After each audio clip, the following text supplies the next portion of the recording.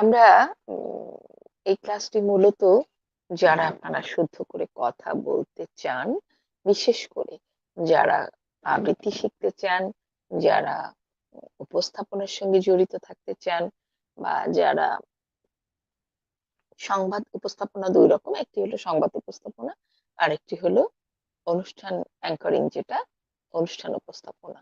আপনি যেইটা করতে চান, সব জায়গাটাই আপনাকে শুদ্ধ করে সুন্দর করে কথা বলতে হবে। শুদ্ধ করে কথা বলাটা আপনার একটি আর্ট, এবং এটি মূলত আমরা দেখা যায় যে উম আমরা আঞ্চলিক ভাবে কথা বলবো।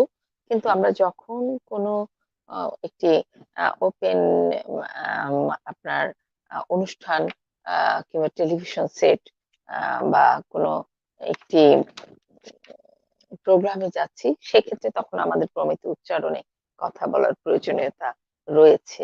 হ্যাঁ? নিজেকে সঠিক সুন্দরভাবে উপস্থাপনের জন্য আমাদের সুন্দর করে কথা বলার প্রয়োজনীয়তা রয়েছে। সেক্ষেত্রে আমরা অনেকেই সুন্দর করে কথা বলি, বেশিরভাগ মানুষই বলি। কিন্তু যদি আমাদের একটু নিয়ম কানুন গুলো জানা থাকে, তাহলে আমরা শুদ্ধ করে কথা বলতে পারবো। তাহলে আমরা এখন রয়েছি টিভি-19 আয়োজিত বতে বাংলা, ভতে ভালোবাসি এই অনুষ্ঠানটিতে। তো আমরা গত ক্লাসে যেটা করিয়েছিলাম, একটি গুরুত্বপূর্ণ বিষয়, সেটি হলো বাংলা ভাষায় প্রায় আ প্রায় ২০,০০০ এর কাছাকাছি শব্দ রয়েছে, যেগুলি লিখিত রূপ এক এবং উচ্চারিত রূপ ভিন্ন। এবং এই লিখিত রূপ একরকম এবং উচ্চারিত রূপ আলাদা। এই যে সমস্যাটি, এটি আমাদের সচরাচর কথা বলার সময় হয়ে যায়। আবার আমরা যখন কোনো আম অনুষ্ঠান করতে চাই, তখনও হয়ে যায়, এবং এটি একটি অত্যন্ত একটি গুরুত্বপূর্ণ বিষয়, এই বিষয়টি জানা। এই বিষয়টি যখন আমরা জানবো যে কখন আ লিখিত শব্দটা যখন উচ্চারণ হবে, কখন ওকারান্ত হবে, কখন আকারান্ত হবে, এটা যখন আমরা জানবো, তখন আমাদের ভুলটা প্রায় অর্ধেকে নেমে আসবে। তো আমরা গত ক্লাসে যেটি করেছিলাম, আদ্য অ-এর মানে শুরুর আ অ-এর যে উচ্চারণের যে দুটো রূপ রয়েছে, সেই দুটো রূপ কি, কি কারণে কোন সময় এই অ, ও হয়ে যায়, এটি নিয়ে আমরা আলোচনা করছিলাম। আমি সেই ক্লাসে সেই আলোচনায় চলে যাব আমি। তো আমরা আ বলেছিলাম যে বাংলা ভাষায় ব্যবহৃত অ-কে, অ-এর উচ্চারিত রূপ দুটো, কখনো, কখনো অ, ও এর মতো ব্যবহার করতে হয়। যেমন অত, অত, অত, মত, মত, তারপরে আ এখন কি কারণে কখন এই অ, ও এর মতো শোনা যায়, সেটি আমি ৩ টি পয়েন্ট বলেছিলাম গত ক্লাসে। ওই ৩ টি আমি আ আবার একটু মনে করিয়ে দিয়ে পরে আরো কতগুলি পয়েন্ট রয়েছে, সেগুলিতে চলে যাব। যেমন ১ম ছিল আমাদের আ যে যদি আ অ এর ১ম এ শুরুতে যদি শব্দের শুরুতে যদি অ থাকে, এবং সেই অ এর পরে যদি ইকার যুক্ত আ ইকার যুক্ত হয়, তখন সে উচ্চারণে তখন সেই অ এর উচ্চারণ ও এর মতো হয়ে যায়। হুম? যেমন আ যেমন হতে পারে অভিধান, অভিধান আমরা লিখি, ও অভিধান হবে। হ্যাঁ? লিখিত হবে অভিধান, কিন্তু আমরা উচ্চারণ করব অভিধান। আ তারপরে লিখিত হবে উম অতি, অতি। আমরা উচ্চারণ করব অতি। লিখিত হবে আ যদি। আমরা উচ্চারণ করব যদি। মানে এর পরে ইকার রয়েছে। তাহলে ১ম পয়েন্টটা যেটা ছিল, এর পরে যদি ইকার হয়, তাহলে সেই তখন ওকারান্ত হয়ে যায়। ২য় নাম্বার যেটা ছিল, এই এর পরে ইকার দিয়ে অনেক আছে, অনেক আছে। আপনারা যখন সূত্রটা জানবেন, তখন আপনারা দেখবেন যে হ্যাঁ, এর পরে কত কিছু রয়েছে। মতি, মতি হবে গতি, গতি, হ্যাঁ? অতীত, আ অত অধিকার, অধিকার লিখি আমরা, কিন্তু উচ্চারণ হবে অধিকার। সতী লিখি আমরা, উচ্চারণ হবে সতী। গভীর, ভয় দীর্ঘির গভীর, আমরা হবে গভীর। তারপরে এভাবে, তাহলে কি আমরা রস্বীকার ইকার যুক্ত, ইকার এর পরে যদি ইকার যুক্ত থাকে তাহলে সেখানে সেই ক্ষেত্রে এর পরে যদি শব্দের ভিতরে এর পরে যদি ইকার থাকে তাহলে সেটা রস্বীকার বা দীর্ঘিকার হোক, ইকার থাকলে তখন অটা ওকারান্ত হয়ে যাবে। 2 নম্বরে আমরা পড়েছিলাম কি, যদি জফলা থাকে, এর পরে যদি জফলা যুক্ত কোনো শব্দে যদি এর পরে শুরুতে কিন্তু পরে জফলা আছে, তখন সেখানেও কি কি হবে, সেই অটা ও এর মতো উচ্চারণ হবে। যেমন আমরা বলেছিলাম, যেমন অদ্য, অদ্য, যেমন অন্ন, অন্য, তারপরে অত্যাচার, অত্যাচার, তারপরে হবে অভ্যাগত, অভ্যাগত, কথ্য, কথ্য, পথ্য, পথ্য, সত্য, সত্য, তারপরে সন্ধ্যা, সন্ধ্যা, সজ্জা, সজ্জা, তথ্য, তথ্য, লভ্য, লভ্য, হ্যাঁ, শল্য, শল্য। এভাবে জফলাযুক্ত এর পরে যখন জফলাযুক্ত শব্দ, সব জফলা থাকবে, তখন অটাও ওকারান্ত হয়ে যাবে। এটা হলো 2 নম্বর পয়েন্ট। 3 নম্বর পয়েন্ট ছিল কি, এর পরে যদি ক্ষীয় যুক্ত থাকে, ক্ষীয় আদ্য এর পরে যদি ক্ষীয় থাকে, আদ্য এর শব্দের সঙ্গে যদি ক্ষীয় যুক্ত থাকে, তখন সেই ক্ষেত্রেও অটা ও এর মতো হয়ে যাবে। যেমন ছিল কি, লক্ষণ, লক্ষণ, ভক্ষণ, ভক্ষণ, তারপরে তক্ষক, তক্ষক, তারপরে লক্ষ্য, লক্ষ্য, রক্ষা, রক্ষা, বক্ষ, বক্ষ, তারপর পক্ষ, পক্ষ, পক্ষ, পক্ষ। তাহলে আমরা তিনটা পেলাম, কিন্তু এই তিনটি আমি আগের ক্লাসেও করিয়েছিলাম। তাহলে এর পরে যদি ক্ষীয় যুক্ত থাকে তাহলে সেক্ষেত্রেও আমাদের অটা তখন ও এর মতো উচ্চারণ হবে।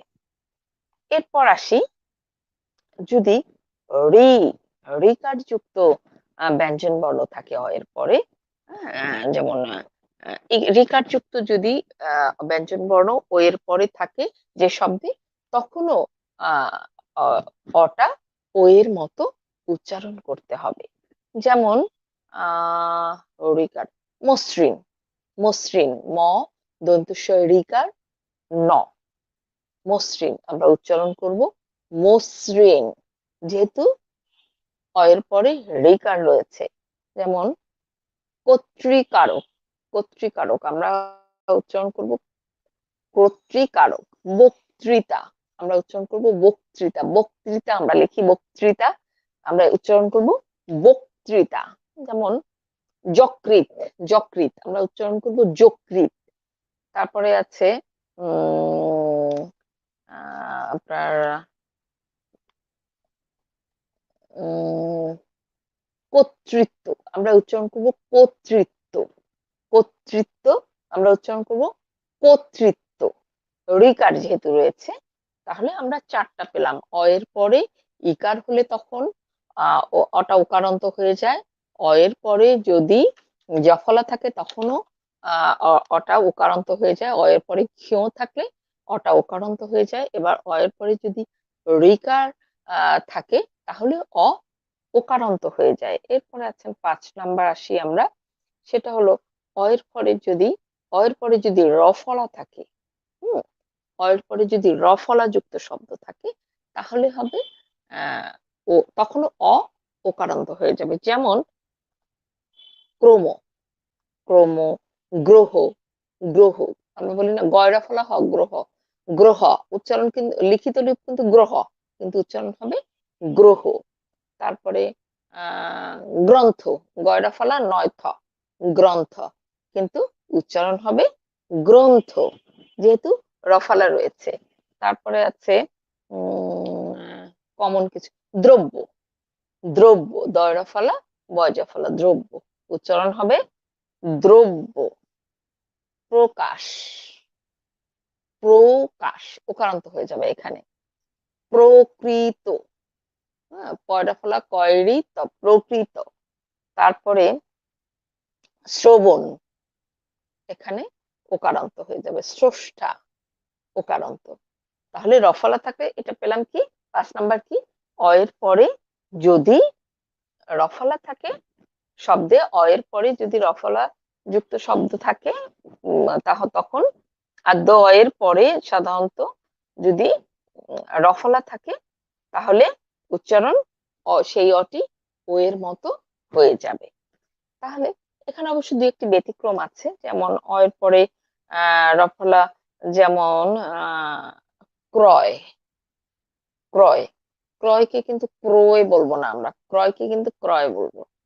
ঠিক আছে, কিছু কিছু দুই একটা শব্দ আছে ব্যতিক্রম, তারপর ত্রয়, ত্রয়ী যেটা, সেটাকে আমরা ত্রয়ী বলবো। হ্যাঁ, কিছু কিছু দুই একটা শব্দ আছে ব্যতিক্রম। আচ্ছা, তাহলে আমরা 5টা পেলাম। এরপর আছে 6 নাম্বার আসি আমরা, সেটা হলো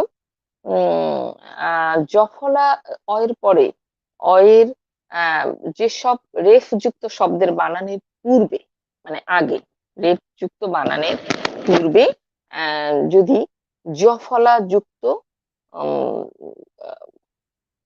জফলা যুক্ত থাকে, জফলা যুক্ত থাকে, তাহলে সেই সব অসাধারণত ওকারের মতো উচ্চারণ হয়ে থাকে।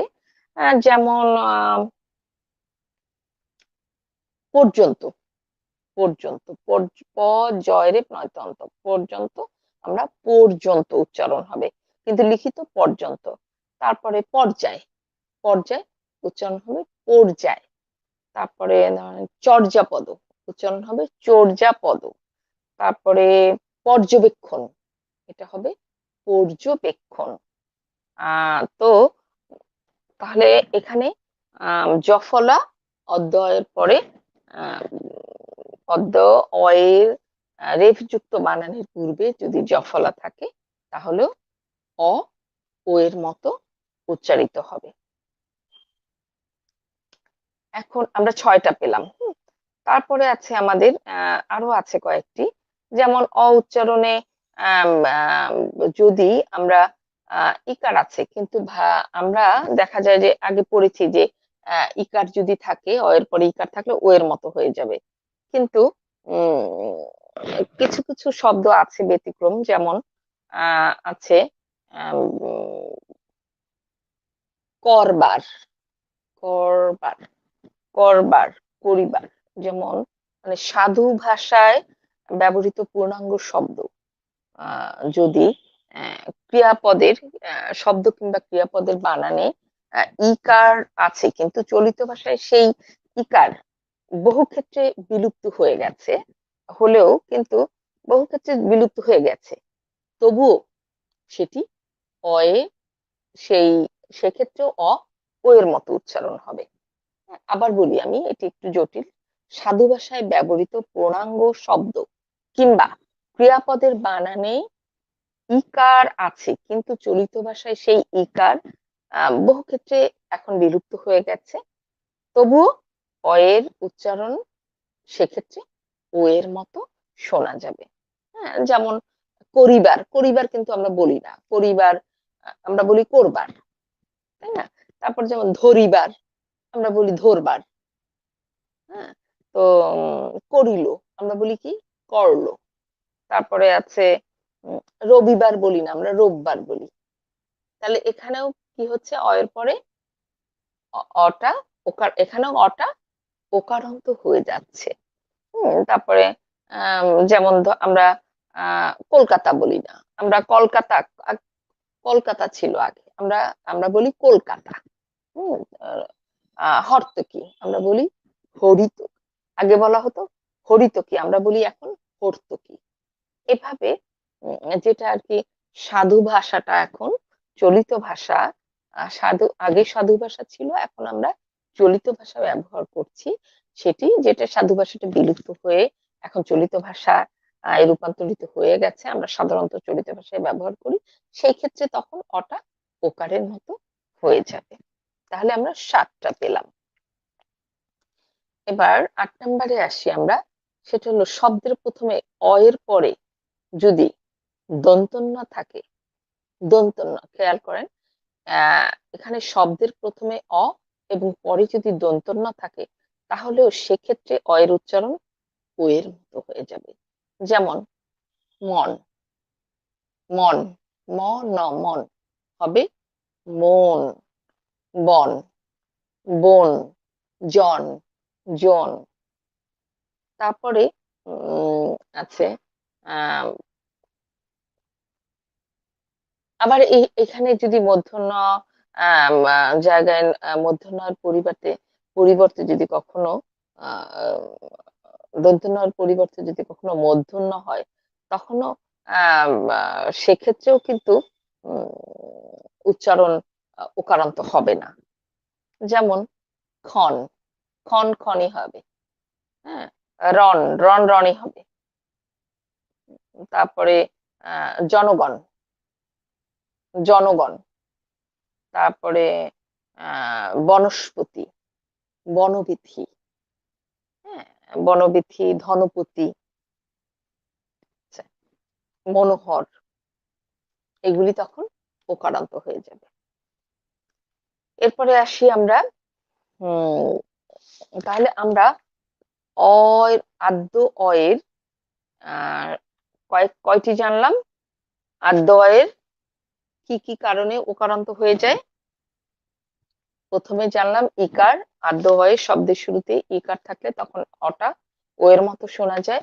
তারপরে আমরা জানলাম যে যদি জফলা থাকে আদ্য অয়ের পরে তখন জফলাযুক্ত শব্দ থাকলে তখন অটা ও এর মতো শোনা যায়। তারপরে খেয়েও থাকলে অটা ও এর মতো উচ্চারণ করতে হবে।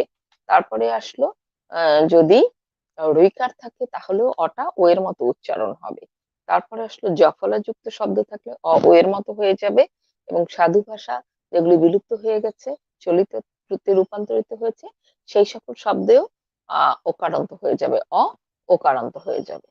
তো আর মূর্ধন্য যদি থাকে কোনো শব্দে, সে সরি, দন্তন্য, কোনো অয়ের পরে যদি দন্তন্য থাকে তাহলে সেক্ষেত্রেও অ ও এর মতো উচ্চারিত হবে। এই জিনিসগুলো যদি আমরা আমাদের আরো আছে কি কি কি কি কারণে ও এর মতো উচ্চারণ হবে, আরো আরো কিছু রয়েছে। তো আমরা এই প্রথমে এই 8টি পয়েন্ট মনে রাখি। হ্যাঁ, তারপরে আমি আবার আরো কিছু পয়েন্ট আছে যেগুলি কি কারণে আদ্য অ ও এর মতো হয়। যেমন কখনো কখনো মধ্যস্থিত অ এর অটা মাঝখানে থাকলো, শব্দ এত কিন্তু বললাম আদ্য অটা থাকবে শুরুতে, তখন কখনো ওকারান্ত হবে। কিন্তু অটা যদি মাঝখানে থাকে তখন আহ আদ্য অয়ের মতো যদি মাঝখানে থাকে ব্যঞ্জন যুক্ত আদ্য অয়ের মতোই, তখন কিন্তু সেক্ষেত্রে অয়ের উচ্চারণ ও এর ওকারের মতো হয়ে থাকে। যেমন আমি বলি আহ কাকলি, কাকলি, কাকলি, এখানে কাকলি উচ্চারণ হবে কাকলি। আমরা কিন্তু লিখছি কয়াকার ক লয় রস্যি কাকলি, কিন্তু উচ্চারণ হবে কাকলি। কটা ওই মাঝখানের কটা তখন ওকারান্ত হয়ে যাবে। যেমন অবগতি, অবগতি, আমরা অটা প্রথমে থাকছে ওইটা দ্বিতীয়তে বয় কিন্তু ওকারান্ত হয়ে যাচ্ছে অবগতি। সুমতি, সুটা ঠিক থাকছে, মটা ওকারান্ত হয়ে যাচ্ছে। তারপরে অসভ্য, ঠিক থাকছে, ওকারান্ত হয়ে যাচ্ছে। তারপরে আহ অমসৃণ, অটা ঠিক থাকছে, ম ময় ওকারান্ত হয়ে যাচ্ছে। তাহলে এখানে কিন্তু অটা শুরুর অটা ওকারান্ত হচ্ছে না, মাঝখানের অটা ওকারান্ত হয়ে যাচ্ছে। এগুলি এগুলি যদি আমাদের খেয়াল থাকে তাহলে আমাদের ওই যে আদ্য অয়ের শুরুতে যে উচ্চারণের যে লিখিত রূপ এক এবং উচ্চারিত রূপ আলাদা, এটি আমাদের এই বিভ্রমটি আমাদের ঠিক হয়ে যাবে।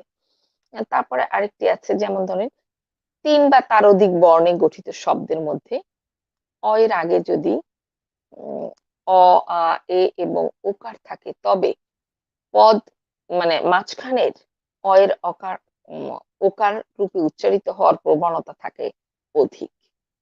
হ্যাঁ, আবার বলছি আমি 3 বা তার অধিক বর্ণ, বর্ণে যখন গঠিত শব্দ, 3 বা তার অধিক 4, 5, 6 বর্ণে শব্দ যখন গঠিত হয়, তখন যদি অয়ের আগে যদি আ, এ, ওকার থাকে, তখন অয়ের উচ্চারণ ওকারে রূপান্তরিত হওয়ার সম্ভাবনা বেশি দেখা যায়। যেমন বলি, যেমন মতন, মতন, মতন, কিন্তু উচ্চারণ হবে কি মতন, যতন, যতন। তারপরে চেতন, চেতন, চেতন, চেতন হয়ে যাবে। তারপরে ওজন, ওজন হবে। হ্যাঁ, তারপরে কোমল, কোমল, কোমল, এখানে কো তো প্রথমে ওকারান্ত আছে, তারপর ময়ও ওকার হয়ে যাবে, কোমল। মোদক। তাহলে আমরা আদ্য অয়ের যে সূত্রগুলি জানলাম, সেটি হলো এরপরে আমরা পড়বো যে ব্যতিক্রম কিছু জিনিস রয়েছে, যে সেটি পড়বো পরের ক্লাসে। কিন্তু আজকে আমরা আদ্য অয়ের অ যদি থাকে, তাহলে আদ্য অয়ের পরে কোন কোন কিভাবে থাকলে, কোন বর্ণ কিভাবে থাকলে আমরা অকে অ, ও এর মতো উচ্চারণ হবে, সেটি কিছুটা আমরা আজকে জানলাম।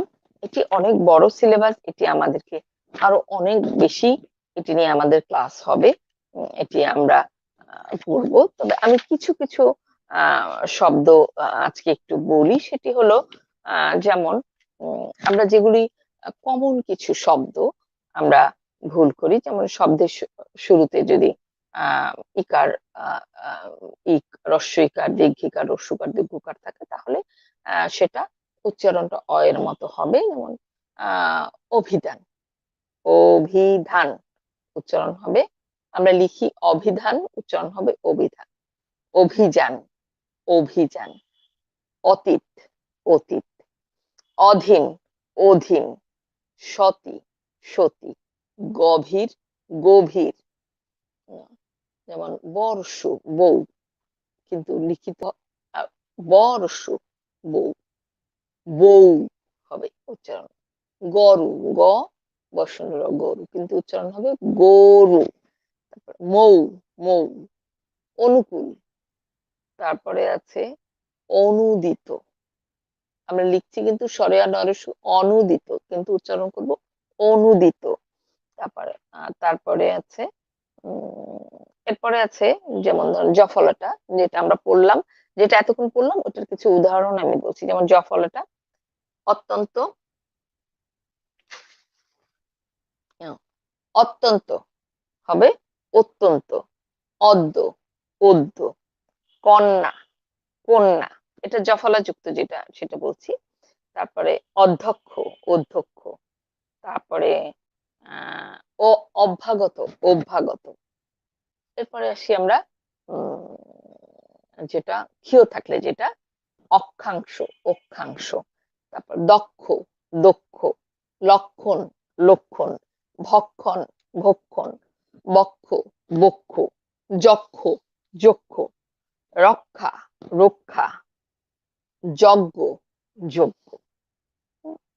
তারপরে আসি আমরা ঋকার যুক্ত যেটা মসৃণ, মসৃণ। বক্তৃতা, বক্তৃতা। যকৃৎ, যকৃৎ। কর্তৃকারক, কর্তৃকারক। তারপরে আসি আমরা যেটা হলো রফলা, ক্রম, ক্রম।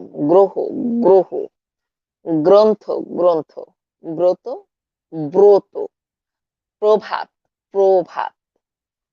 প্রকৃত, তারপরে স্রষ্টা, স্রষ্টা। তারপরে আছে প্রকাশ, প্রকাশ। শ্রবণ, শ্রবণ। তারপরে আছে আমরা আসি পর্যন্ত, পর্যন্ত। চর্যাপদ, চর্যাপদ। পর্যবেক্ষণ, পর্যবেক্ষণ। মর্যাদা, মর্যাদা। ঐশ্বর্য, ঐশ্বর্য।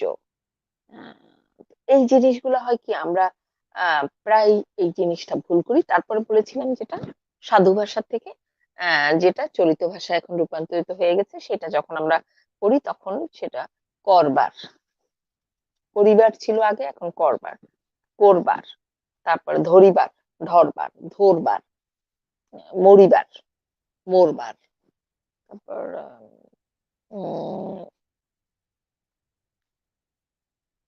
আরো আছে যেমন অধিকার, অধিকার, তারপরে আছে অধিক, অধিকৃত, অধিকৃত। তাহলে এই জিনিসগুলো যেটা আমি যে কটা আমি পড়ালাম তার মধ্যে থেকে উদাহরণগুলি দিচ্ছি। যেমন কাকলি, কাকলি, ধরণী, ধরণী, সকরুণ, সকরুণ, উপকূল, উপকূল, অদক্ষ, অদক্ষ, অগত্যা, অগত্যা। তাহলে আমরা যে কমন যেগুলি যেগুলি সাধারণত আমরা কথা বলার মধ্যে যে উচ্চারণে যে ভুলগুলি হয় সেগুলি আমি আপনাদেরকে বললাম। আরো যে কয়েকটা আছে যেমন কমন আরো কিছু রয়েছে, যেমন ভক্ত, আমরা বলি না ভক্ত, আমি তোমার ভক্ত। ভক্ত, ভ কয় তক্ত, কিন্তু উচ্চারণ হবে ভক্ত, ভ ক তয়কার, ভক্ত, আর শেষে ওকারান্ত হয়ে যাবে শক্ত, আমরা বলি শক্ত, শেষটা ওকারান্ত হয়ে যাবে। যেমন চন্দ্র, চন্দ্র, শেষটা ওকারান্ত হয়ে যাবে। এটি কমন কমন কিছু বিষয়, যেমন এত, এত, কত, যত। এই যে ওকার মানে শুরুর যে লিখিত রূপ এক এবং উচ্চারিত রূপ আলাদা, এটা যখন আমরা জানবো তখন আমাদের কথা বলা এবং যে কোনো কবিতা পড়া হোক, তারপরে আমাদের উপস্থাপনা হোক, সংবাদ পাঠ হোক, তখন আমাদের আমাদের 60% যে ভুল সেগুলি শুদ্ধ হয়ে যায়, ঠিক হয়ে যায়, যদি আমরা এই যে আদ্য অয়ের সূত্র জানি। আদ্য অয়ের সূত্রটা খুবই ইম্পর্টেন্ট একটি বিষয়। হ্যাঁ, আদ্য অয়ের সূত্রটা আমাদের জন্য খুবই, যারা এই সংবাদ পাঠ, উপস্থাপনা এবং কবিতা আবৃত্তির সঙ্গে যুক্ত থাকবো বা শুদ্ধ ভাষায় কথা বলার চেষ্টা করব, তাদের জন্য আদ্য অয়ের সূত্র খুবই একটি জরুরি বিষয়। আমরা আমরা আসলে বাংলা ভালোবাসি, আমরা আমাদের মাতৃভাষা বাংলা, এবং আমরা যে যেখানে পৃথিবীর যে প্রান্তে যে রয়েছি না কেন, সবাই আমরা আসলে বাংলাকে ভালোবাসি। পৃথিবীতে এমন কোনো মানুষ নেই যে যার মাতৃভাষাকে ভালো না বাসে। যে যেখানে রয়েছে সবারই মাতৃভাষার প্রতি একটি টান রয়েছে। হ্যাঁ, আমরা হয়তো কাজের জন্য হয়তো দেশের বাইরে আছি, বিভিন্ন জায়গায় আছি, এক একজন এক এক জায়গায় কাজের ক্ষেত্রে, বা হয়তো স্থায়ীভাবে থাকছি আমরা বিভিন্ন দেশে ছড়িয়ে ছিটিয়ে, পৃথিবীর বিভিন্ন জায়গায় ছড়িয়ে ছিটিয়ে আছি, কিন্তু আমরা আমাদের কিন্তু যে মাতৃভাষা যেটি সেটি হলো বাংলা, এবং এই বাংলাকে আমরা আসলে সবাই ভালোবাসি। বাংলাতে বাংলায় আমরা কবিতা পড়ি, উপন্যাস পড়ি, বাংলায় কথা বলতে আমরা পছন্দ করি। আমাদের বাংলা ভাষার বিশাল এক ঐতিহ্য রয়েছে। আমাদের এই ভাষার জন্য 1952 সনে প্রাণ দিতে হয়েছে। পৃথিবীর ইতিহাসে কোথাও নাই যে নিজের ভাষার জন্য জীবন দিয়ে ভাষাকে রক্ত অধিকার আনতে হয়েছে। এই ভাষার তো আমরা এই ভাষার প্রতি সেই মর্যাদা আমরা রক্ষা রক্ষা করব, আমাদের সন্তানদেরকে, আমাদের পরবর্তী প্রজন্মকে সেই ইতিহাস আমরা জানাবো যে আমাদের এই ভাষার জন্য, এই ভাষার দাবিতে শহীদ হয়েছে আমাদেরই ভাইয়েরা। তো আমরা বাংলা ভাষাটাকে সেভাবে শ্রদ্ধা জানাবো, ভালোবাসবো এবং শুদ্ধ করে বাংলা ভাষায় কথা বলবো। তো আমরা প্রতি ক্লাসে যেটা করি সেটা হলো আমরা একটা সময় পর্যন্ত ব্যাকরণ করি এবং তারপরে আমরা আবৃত্তিতে চলে যাই। হ্যাঁ, আবৃত্তি আবৃত্তিতে চলে যাই। তো আবৃত্তি যে ঠিকভাবে করতে পারবে, কবিতা যদি কেউ কবিতার ভাব, রস, তাল, লয় এবং যে আম আপনার জ্যোতিচিহ্নের ব্যবহার যদি কেউ ঠিক মতো করে পড়তে পারে, আবৃত্তিও না পারে, কেউ যদি পাঠ করতে পারে, তাহলে সে তার জন্য উপস্থাপনা এবং সংবাদ পাঠ জলের মতো সহজ হয়ে যাবে। ব্যাকরণ কিন্তু সবগুলোরই একই। এই কারণে আমি বলছি যে আপনারা আবৃত্তি যদি যে কেউ পারেন, তাহলে আপনাদের জন্য সংবাদ পাঠ এবং উপস্থাপনা একেবারেই সহজ হয়ে যাবে।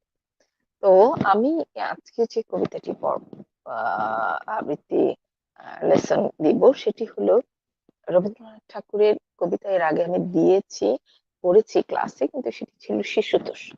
আজকে একটি রবীন্দ্রনাথ ঠাকুরের বড়দের কবিতা আমি পড়ব, যেটি সাধারণত এটি কিশোররাও আবৃত্তি করে এবং সিনিয়র যারা আছেন তারাও আবৃত্তি করে। তো এটা, এবং এটি খুব রবীন্দ্রনাথ ঠাকুরের বিখ্যাত একটি কবিতা, এবং এই কবিতাটিকে নিয়ে নাটক হয়েছে। এবং এই কবিতাটি প্রচুর আবৃত্তিও রয়েছে ইউটিউবে। যদি আপনারা যান, কেউ আপনারা যদি শুনতে চান, ইউটিউবে অনেক আপনার প্রথিতযশা আবৃত্তি শিল্পীদের আবৃত্তি রয়েছে এই কবিতাটির নাম হলো হঠাৎ দেখা। হঠাৎ দেখা কবিতাটি রবীন্দ্রনাথ ঠাকুরের অত্যন্ত বিখ্যাত যে কবিতাগুলি রয়েছে তার মধ্যে একটি, এবং আবৃত্তির জন্য এই কবিতাটি অত্যন্ত ভালো একটি সিলেকশন।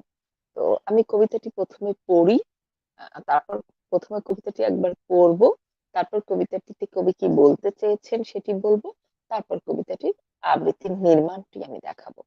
প্রথমে আমি কবিতাটি পড়ে যাচ্ছি, তারপর কবিতার প্রেক্ষাপট, কোন প্রেক্ষিতে কবিতাটি লেখা, তারপরে কবিতাটি কিভাবে আপনি আবৃত্তি করবেন, এটা 3 ধাপে আমি কবিতাটি আপনাদেরকে শেখাবো। হঠাৎ দেখা, রবীন্দ্রনাথ ঠাকুর। রেলগাড়ির কামরায় হঠাৎ দেখা, ভাবিনি সম্ভব হবে কোনোদিন। আগে ওকে বারবার দেখেছি লাল রঙের শাড়িতে, ডালিম ফুলের মতন। আজ পড়েছে কালো রেশমের কাপড়, আঁচল তুলেছে মাথায়, দোলন চাঁপার মতো চিকন গৌর মুখখানি ঘিরে। মনে হলো কালো রঙে একটা গভীর দূরত্ব ঘনিয়ে নিয়েছে নিজের চারদিকে, যে দূরত্ব সর্ষে ক্ষেতের শেষ সীমানায় শালবনের নীলাঞ্জনে। থমকে গেল আমার সমস্ত মনটা। চেনা লোককে দেখলেন অচেনার নাম ফিরছে। হঠাৎ খবরের কাগজ ফেলে দিয়ে আমাকে করলেন নমস্কার। সমাজবিধির পথ গেল খুলে। আলাপ করলেন শুধু, কেমন আছো, কেমন চলছে সংসার, ইত্যাদি। সে রইল জানলার বাইরের দিকে চেয়ে, যেন কাছের দিনে ছোঁয়াচ পার হওয়া চাহনিতে। দিলে অত্যন্ত দুটো একটা জবাব, আবার কোনোটা বা দিলেই না। বুঝিয়ে দিলে হাতের অস্থিরতায় কেন এসব কথা, এর চেয়ে অনেক ভালো চুপ করে থাকা। আমি ছিলাম অন্য বেঞ্চিতে ওর সাথীদের সঙ্গে। একসময় আঙ্গুল নেড়ে জানালে কাছে আসতে। মনে হলো সাহস কম নয়। বসলুম ওর এক বেঞ্চিতে। গাড়ির আওয়াজের আড়ালে বললেন মৃদু স্বরে, কিছু মনে করো না, সময় কোথা সময় নষ্ট করবার। আমাকে নামতে হবে পরের স্টেশনে, দূরে যাবে তুমি, দেখা হবে না আর কোনোদিন। তাই যে প্রশ্নটার জবাব এতকাল থেমে আছে, শুনবো তোমার মুখে, সত্যি করে বলবে তো? আমি বললেন, বলবো।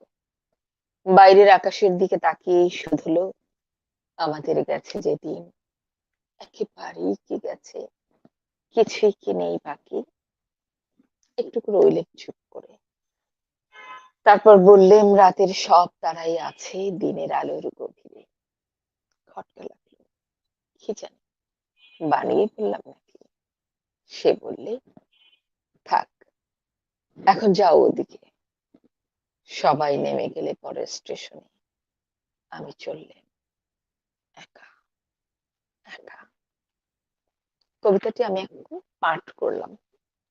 কবিতাটি হলো, ট্রেনে, ট্রেনের কামরার ভিতরে, ট্রেনের ট্রেনে একটি কামরার ভিতরে, ট্রেনের যে সিট পাশাপাশি সামনাসামনি সিট থাকে ট্রেনের ভিতরে, যদি আপনারা অনেকেই ট্রেনের জার্নি করেছেন, সামনাসামনি সিট থাকে, মাঝখানে একটু জায়গা থাকে, একটা সিট, পেছনে সামনাসামনি মুখোমুখি সিট থাকে। ওরকম মুখোমুখি সিটে বসা যে দুজন মানুষ, তারা অনেক আগের একটা সময় পরিচিত। তাদের মধ্যে একটি সুন্দর প্রেমের সম্পর্ক ছিল। মাঝখানে অনেক বছর তাদের দেখা নাই, কিন্তু ট্রেনে দুজন হয়তো জার্নি করছে, একই ট্রেনের একই একই রুমের ভিতরে, হুম, একই বগিতে তারা উঠেছে, পাশাপাশি সামনাসামনি মুখোমুখি সিটে তারা বসেছে। তো তখন একটা ছেলে একটা মেয়ে, তো তার ওই ছেলেটা মেয়েটাকে দেখে তার যে অনুভূতিগুলো, সেই অনুভূতিগুলোই কবিতায়। এবং তার মাঝখানে একটু মেয়েটিরও অল্প কিছু কথোপকথন রয়েছে, কিন্তু বেশিরভাগই ছেলেটির কথোপকথন, ছেলেটির অনুভূতি এবং তার মনের ভেতরে যে কি হচ্ছে সেটির বহিঃপ্রকাশই হলো এই কবিতাটি। তাহলে আমরা প্রথমে কবিতাটি পাঠ করলাম, তারপরে আমরা জানলাম যে কবিতাটির ব্যাকগ্রাউন্ডটা জানলাম, যে কবিতাটির বিষয়বস্তু কিসের উপরে কবিতাটি লিখেছেন। তাহলে এটা যদি কোন প্রেক্ষিতে কবিতাটি লিখেছেন, কবিতার বিষয়বস্তু যদি আমরা না জানি, তাহলে এটা কোন দিকে, এটা কি দ্রোহের কবিতা, না প্রেমের কবিতা, বিদ্রোহের কবিতা, নাকি করুণ রসের কবিতা, এটার ভাব রস আমরা বুঝতে পারবো না যদি কবিতাটি আমরা পড়ে যদি আমরা বুঝতে না পারি যে এটা কিসের কি কবিতা, এটা যদি আমরা না বুঝতে পারি, তাহলে আমরা কবিতার ভেতরে ঢুকতে পারবো না। তাহলে আমরা এই কবিতাটির যে বিষয়বস্তু, এটা বুঝে পড়ে আমরা যা বুঝতে পারলাম যে কবিতাটি একটি প্রেমের কবিতা, এবং এক প্রেমিক প্রেমিকা, তাদের মাঝখানে অনেকগুলো বছর কেটে গেছে, তাদের সঙ্গে দেখা নাই। পরে ট্রেনের একটি জায়গায় যাত্রাপথে তারা যাচ্ছে কোথাও দূরের ট্রেনে, সেই ট্রেনের মধ্যে দুজন দুজনকে দেখেছে। দুজন দুজনকে দেখার পরে তাদের মধ্যে কথোপকথন এবং তাদের মনের ভিতরে যে অনুভূতি, কবি সেই অনুভূতির বহিঃপ্রকাশ করেছেন এই কবিতাটিতে। তো আমি প্রথমে পাঠ করেছি, তারপরে কবিতার বিষয়বস্তু বলেছি, এবার আমি আবৃত্তিতে চলে যাব। আমি এখানে কিছু অনেক চেঞ্জ আছে কবিতাটির ভিতরে। হ্যাঁ, আহ, সময়ের কখন দেখা হয়েছে সেটি আছে, এবং যখন দেখা হয়েছে, এই দেখা হওয়ার আগে তাকে কেমন দেখেছে সে বর্ণনা রয়েছে, এবং দেখা হওয়ার পরে তাদের যে দুজনার কথা শুরু, কিভাবে শুরু হয়েছে সেই বিষয়টি উঠে এসেছে, এবং আহ শুরুর পরে তারা কি বলেছে সেই কথোপকথন উঠে এসেছে। তারপরে যখন একজন নেমে চলে গেছে, তখন আরেকজনের মনের অবস্থা, মনে কেমন হয়েছে সেটির বর্ণনা রয়েছে। তো অনেকটা চেঞ্জ আছে এখানে। যখন আমরা আবৃত্তি করব, এখানে কয়েকবার আমাদের অনুভূতি চেঞ্জ হবে, আমাদের কণ্ঠস্বরের চেঞ্জ হবে, কণ্ঠস্বরের কম্পনের চেঞ্জ হবে, হ্যাঁ, অনুভূতি চেঞ্জ হবে, ভাব রসের চেঞ্জ হবে, এবং জ্যোতি চিহ্নের ব্যবহারের তো কবিতার ভাব, শরীরের ভাব অনুযায়ী আমরা ব্যবহার করব। আমি শুরু করছি, আবৃত্তি শুরু করছি এবার। কবিতা হঠাৎ দেখা, কবি রবীন্দ্রনাথ ঠাকুর। রেলগাড়ির কামরায় হঠাৎ দেখা, ভাবিনি সম্ভব হবে কোনোদিন। আগে ওকে বারবার দেখেছি লাল রঙের শাড়িতে, ডালিম ফুলের মতো রাঙা। আজ পড়েছে কালো রেশমের কাপড়, আঁচল তুলেছে মাথায়, দোলন চাঁপার মতো চিকন গৌর মুখখানি ঘিরে মনে হলো কালো রঙে একটা গভীর দূরত্ব ঘনিয়ে নিয়েছে নিজের চারদিকে, যে দূরত্ব সর্ষে ক্ষেতের শেষ সীমানায় শালবনের নীলাঞ্জনে। থমকে গেল আমার সমস্ত মনটা। চেনা লোককে দেখলে অচেনার গাম্ভীর্যে। হঠাৎ খবরের কাগজ ফেলে দিয়ে আমাকে করলে নমস্কার। সমাজ মেধির পথ গেল খুলে, আলাপ করলেন শুরু। কেমন আছো, কেমন চলছে সংসার, ইত্যাদি ইত্যাদি। সে রইল জানলার বাইরের দিকে চেয়ে। যেন কাছের দিনের ছোঁয়াচ পার হওয়া চাহনিতে দিলে অত্যন্ত দুটো একটা জবাব, আবার কোনোটা বা দিলেই না, বুঝিয়ে দিলে হাতের অস্থিরতায় কেন এসব কথা, এর চেয়ে অনেক ভালো চুপ করে থাকা। আমি ছিলাম অন্য বেঞ্চিতে ওর সাথীদের সাথে, একসময় আঙুল নেড়ে জানালে কাছে আসতে, মনে হলো সাহস কম নয়। বসলুম ওর একই বেঞ্চিতে, গাড়ির আওয়াজের আড়ালে বললেন মৃদু স্বরে, কিছু মনে করো না, সময় কোথা সময় নষ্ট করবার, আমাকে নামতে হবে পরের স্টেশনেই, দূরে যাবে তুমি, দেখা হবে না আর কোনোদিনই। তাই যে প্রশ্নটার জবাব এতকাল থেমে আছে, শুনবো তোমার মুখে, সত্য করে বলবে তো? আমি বললেন, বলবো।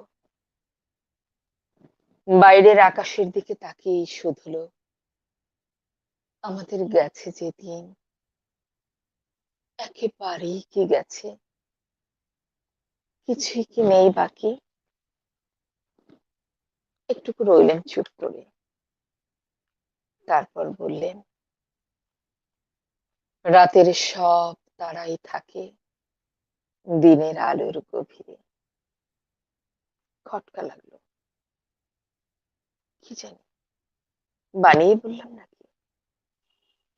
ও বললে, থাক, এখন যাও ওইদিকে।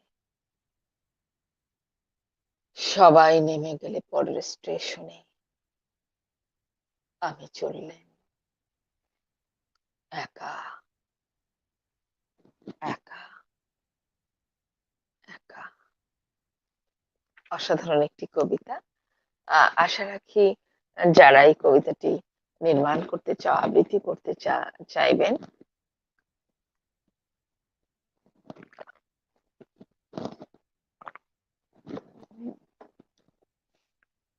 তারা এই কবিতাটি আবৃত্তি করতে পারবেন। আমি যেভাবে করলাম এভাবে করতে পারবেন।